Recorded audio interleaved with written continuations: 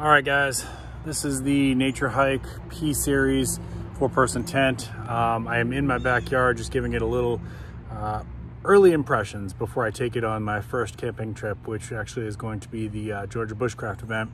So you may see this before or after that. I'm not sure when I'm going to release this, but this is this video is just kind of my initial impressions after I unboxed it, took a look at it, and we gave it a little bit of a hose test. We'll show you that, and I'll tell you how that worked out for it. Stay with me now.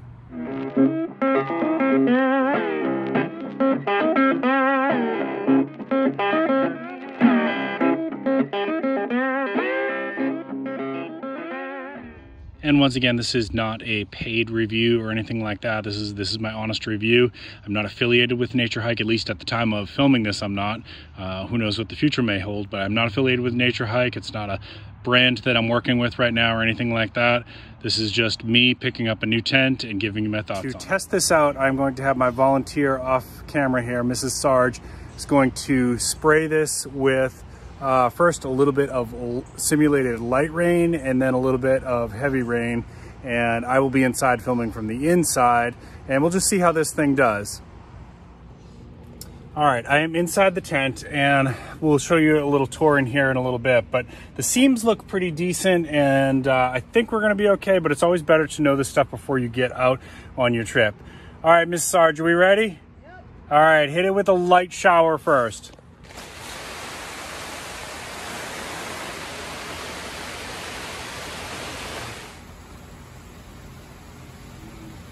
Turn the camera here, you can see this beating off just fine. And let me see, I'll turn the camera here, you can see it is beating off just fine.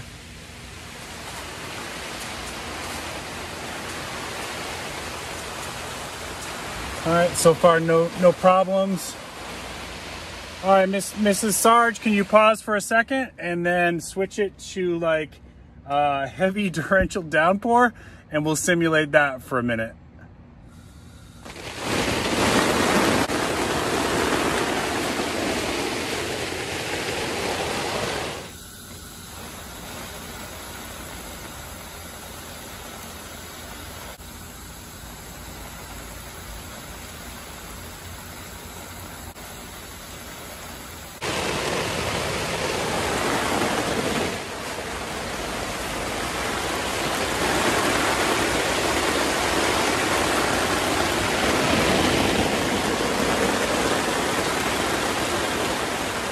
All right, you can cut it.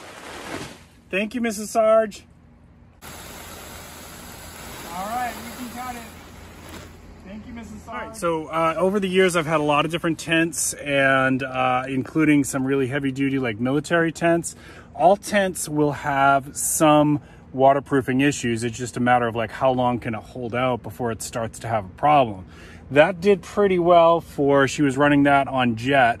And so I am high and dry on here. Obviously the ground would eventually start to get wet, so you'd want to have a ground cloth under this, but the floor bed of this looks pretty good. It would hold up for quite a while. Did well with both of those tests. I have no complaints. I think I'm good to go for my weekend.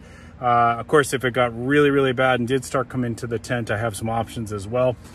Let me turn the camera here. Let's take a look at these seams, and I'll give you a little tour of the inside of the tent.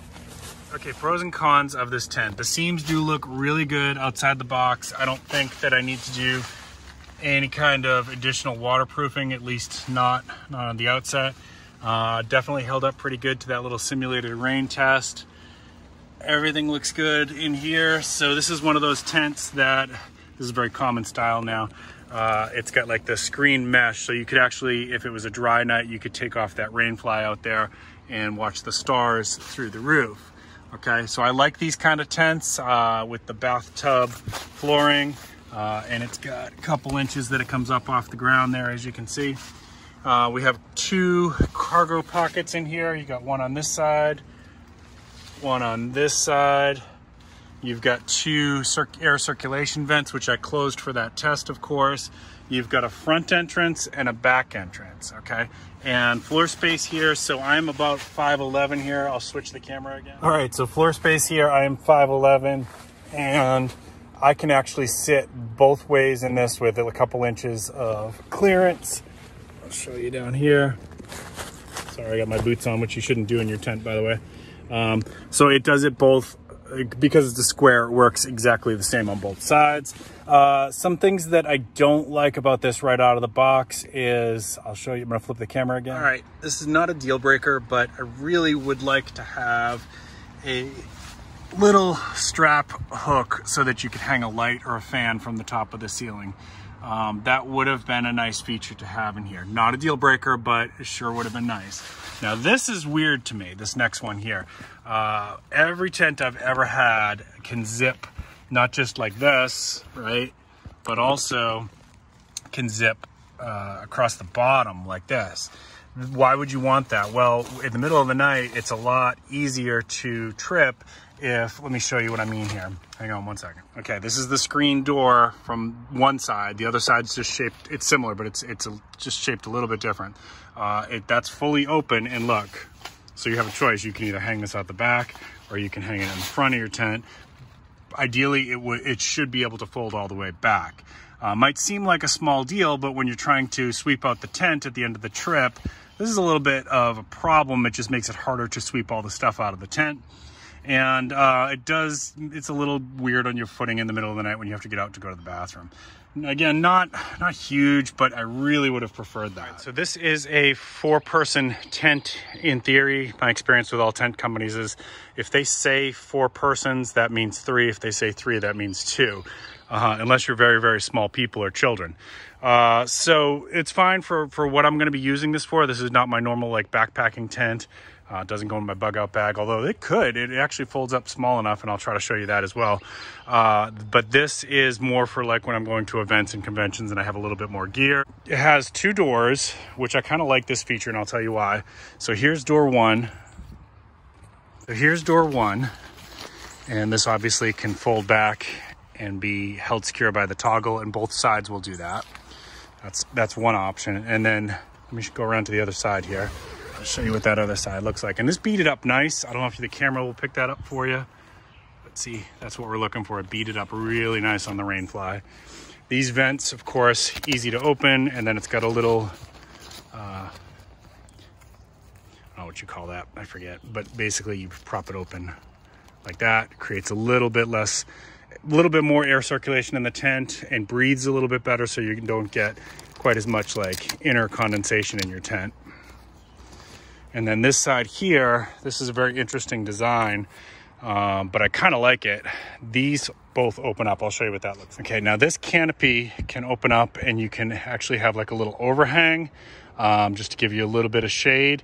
You can roll it up and use these toggles to secure it, right? So it gives you a couple different options. You can open one side, kind of fold it over, and toggle that way, right? So why is this a nice design that I like? Well, if you open up both sides at nighttime, you're gonna get, in the summertime, you're gonna get a little bit of a breeze come through. So that's kind of handy, especially with these dark colors. I do like the olive drab, but in the summertime, that's gonna get a little bit warm. Now, if it's a dry night, again, I can take the whole Rainfly off and basically just have a like screen tent and watch the stars, and that will be a very, very nice night. Okay, one last look at the P-Series 4-person tent from Naturehike before I box it back up and show you how small it packages down. Actually, that was one of the things I very much was impressed with how small this thing gets once you start to roll it down. It definitely could fit into a backpack if that's what you're thinking. And they make a 2-person series, and they make a 3-person series as well, so you could go smaller if you wanted to. But this is the P-Series. Give me just a minute, and I will show you what it looks like when it's all put back down.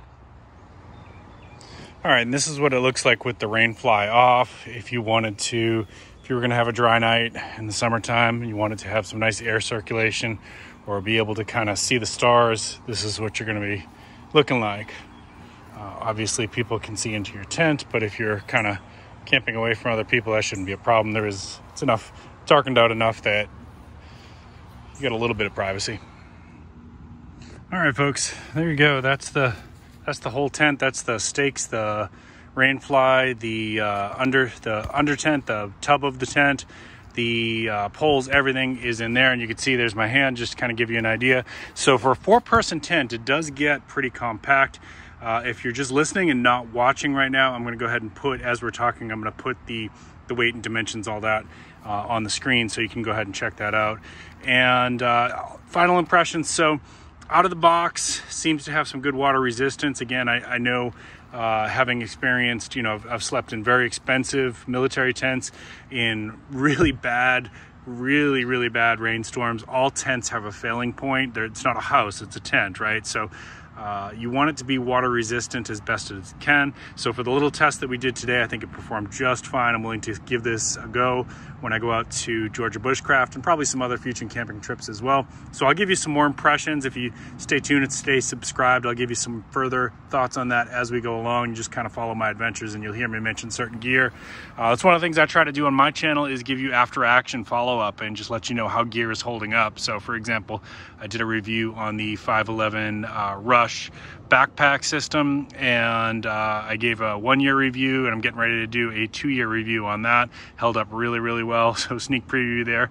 I try to just stay with it, right? I try to let you know how gear is holding up over time. Now, one last thing I want to say is, when you're picking your gear, right, as a prepper, backpacker, hiker, camper, whatever, there is this tendency I want to just buy one tent and that's my final tent. I'll never have to buy it again. You'll find that over time, if you stay with these activities, that you're going to end up buying, upgrading, replacing, things like that. So don't feel like you have to get it right on your first one. But out of the box, this is not a bad way to go. So you just have to decide your family size. If you're going for the 4-person, if you have 3 people like you and your spouse and your child, or you, your spouse, and a pet, I would get the 4-person one. If it's just you, you could probably go with the 2-person one, and you're going to do pretty good with that. All right. I hope you enjoy this. If you got anything of value out of this, please remember to give me a thumbs up. If you're new to the channel, please remember to subscribe. Keep planting your seeds. Keep stacking your silver. This is Prepping with Sarge.